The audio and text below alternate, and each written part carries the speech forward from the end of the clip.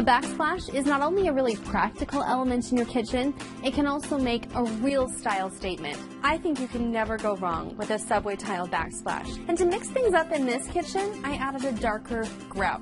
Now believe it or not, installing a backsplash is a really quick and easy project if you follow these simple steps. The first step is selecting the right tile for your space. We went with a 12 by 12 sheet of smaller subway tile for this kitchen, which is not only beautiful, but it also makes installation go a little quicker.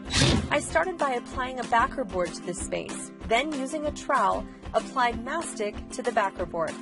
Here's a tip. Use a small trowel to back butter or apply mastic directly to the tile on places you can't get it on the wall. Dry fit it first to make sure the tile fits, and if it does, apply mastic to that area, then put the tile into place. Insert spacers between the tile sheets to make sure you have uniform spacing across the wall.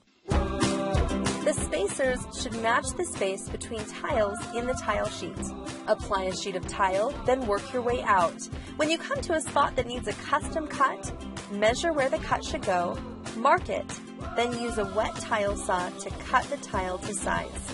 Let your tiles dry overnight before grouting. Pick your grout based on the tile you're using, sanded or unsanded. In a clean bucket, mix the grout by pouring the powder into a bucket, then add water and stir until it's a cake batter consistency. Remove the spacers from the backsplash and wipe down the tiles with a barely wet sponge to remove any dust. Use a trowel to apply the grout in sections, moving back and forth to push the grout into the spaces.